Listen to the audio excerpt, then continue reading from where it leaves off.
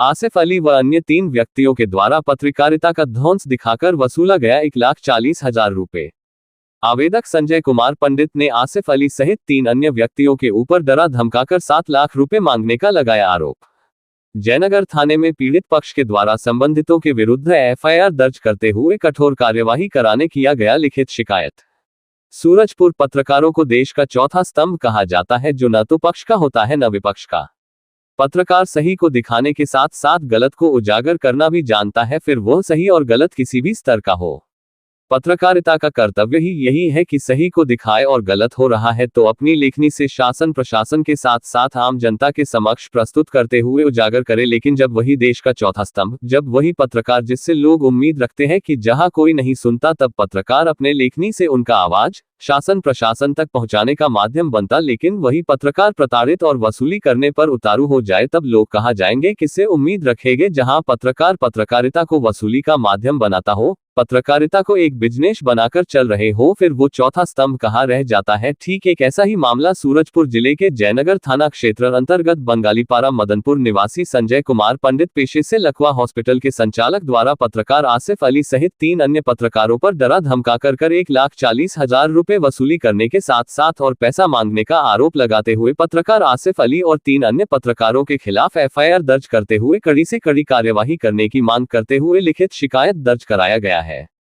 आवेदक संजय कुमार पंडित, पिता रामनारायण पंडित, उम्र 36 साल, निवासी बंगालीपारा मदनपुर, थाना जयनगर, जिला सूरजपुर, छत्तीसगढ़ के द्वारा बताया गया कि मैं बंगालीपारा मदनपुर में लकवा हॉस्पिटल का संचालन करता हूं, जहां दिनांक 11 अगस्त 2024 को सुबह करीब 9:30 पर आसिफ अली एवं 3 अज्ञात व्यक्ति मेरे निवास स्थान मदनपुर में आए और आसिफ अली बोला कि तुम अस्पताल के आड़ में सभी मरीजों से पैसा लुटते हो, धर्म परिवर्तन करवाते, कहते हुए मरीज जो अस्पताल में भर्ती है उनका वीडियो बनाने लगा और बोलो कि उनको सुविधा नहीं देते हो। आसिफ अली सहित 3 अन्य पत्रकारों के द्वारा बोला गया कि हमारे पास बजरंग दल वाले संपर्क में हैं, जो काली मंदिर के पास बैठे हैं, जो एक फोन करने में आकर अस्पताल का तोड़ फोड़ कर देंगे। तभी उसी में से एक व्यक्ति बोला कि पैसा जमा करके मैटर को क्लोज करवा दो, कहते हुए दबाव पूर्वक पैसे की मांग करने लगे।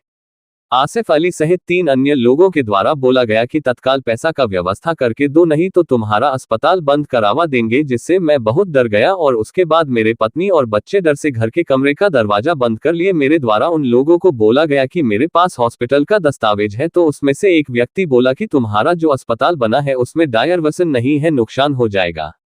आए हुए आसिफ अली सहित 3 अन्य लोगों के द्वारा 7 लाख रुपए की मांग किए, तब मैं डर गया और किसी से मदद नहीं मांग पाया। फिर मैं उनको 50,000 रुपए नकद दिया, उसके बाद सभी चले गए और दूसरे दिन दिनांक 12 अगस्त 2024 को शाम करीब 4 बजे 3 लोग सफेद रंग के हुडई कार कमाक CG 15 DX 5991 से आए, जिसके सामने स्टेट हेड खबर SNS छत्तीसगढ़ का बोर्ड लगा हुआ था और अपने हाथ में 3-4 मीडिया का माइक पके हुए थे कि तभी आसिफ अली बोला कि अवैध हॉस्पिटल चलाते हो और धर्म परिवर्तन कराते हो, बचा हुआ पैसा मांगने लगा कि मैं उसको 15,000 रुपए नकद तथा उसके मोबाइल नंबर 8821840080 में अपने मोबाइल नंबर 7770830888 में संचालित फोन पे के माध्यम से एक बार 50,000 रुपए तथा दूसरी बार 25,000 रुपए दिया था। मेरे द्वारा आसिफ अली और उसके साथियों को अब तक कुल 1,40,000 रुपए दिया गया है।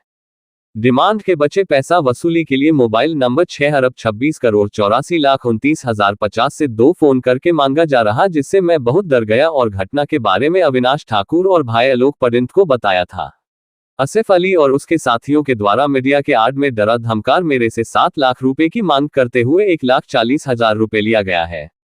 देखना अब ये होगा कि क्या इस विषय की निष्पक्ष जांच जयनगर थाना प्रभारी के माध्यम से हो पाता है, क्या गलत और सही की पहचान हो पाता है, क्या आरोप अंतिम सीढ़ी तक पहुंच पाती है, क्योंकि वर्तमान में कुछ ऐसे ही परिस्थितियों से गुजर रही है पत्रकारिता, जहां कुछ इन्हीं कारणों से निष्पक्ष पत्रकारिता को सबसे पहले आम जनता फिर विभागीय स्तर पर शक की नजर से देखा जाने लगा है।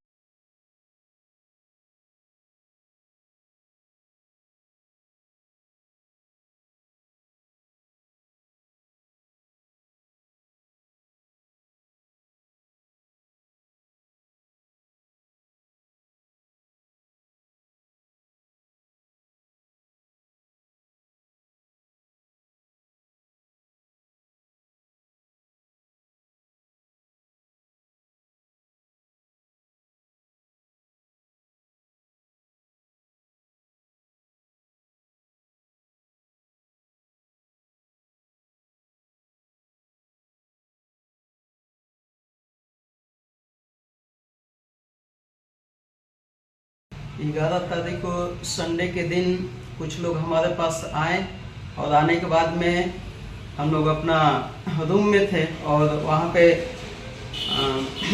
मंदिर में जो पूजा कर रहे थे वहाँ पे आ करके और हमको इतना धमकाया गया, गाली गलौज किया गया, इतना मतलब उल्टा सीधा बताया, हमें प्रताड़ित किया गया कि धर्म परिवर्तन के आप में ये करो, हॉस्पिटल के आप में धर्म परिवर्तन करो, पेशेंट को बाइबिल बांट रहे हो, पेशेंट को धर्म परिवर्तन करा करके अपने पास बुला रहे हो और उसके बाद में कि पेशेंट से पैसा वसूली करते हो, ऐसे करके फिर उसके बाद में हॉस्पिटल में कोई डॉक्टर नहीं है, हॉस्पिटल कैसे चल रहा है।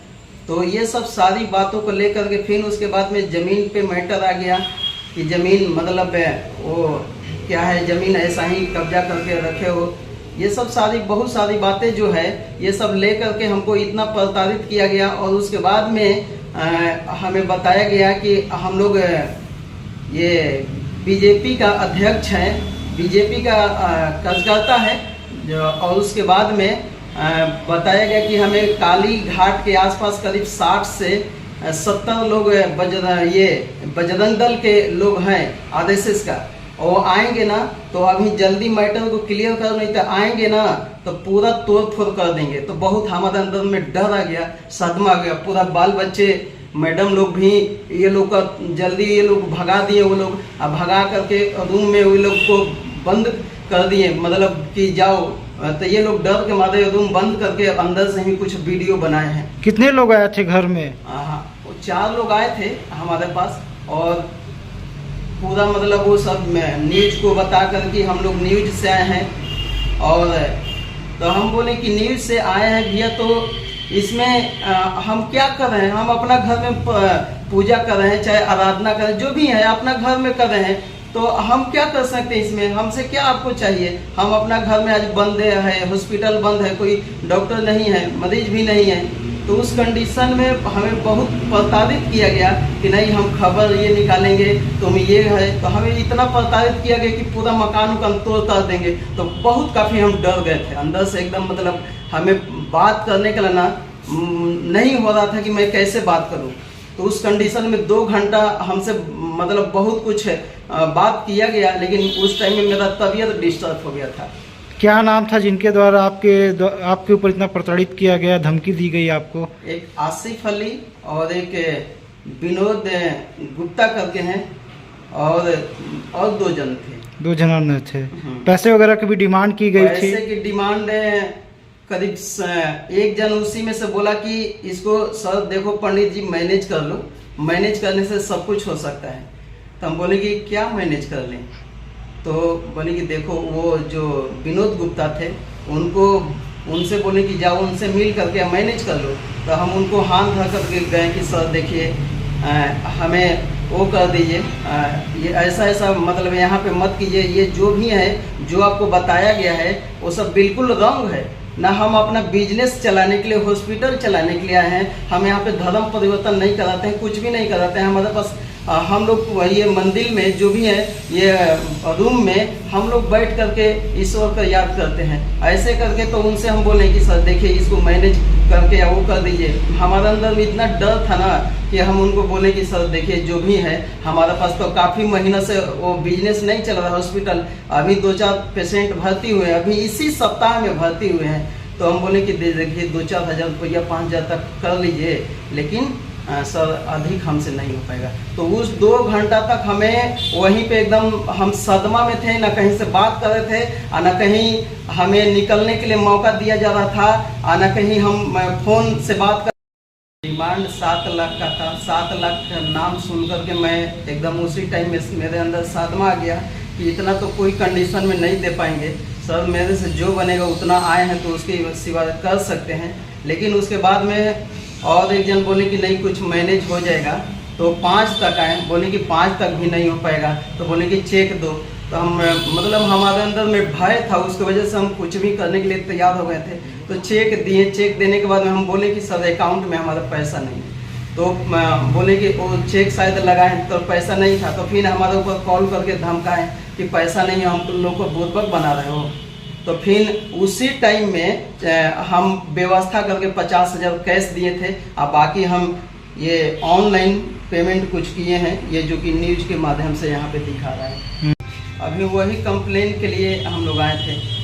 कंप्लेन रजिस्टर्ड हो गया है? हाँ जी, कंप्लेन हो गया। क्या आश्वासन मिल रहा है पुलिस प्रशासन से? अभी बोला गया है कि जांच पड़ताल करके हम आगे उसके ऊपर कार्रवाई करेंगे।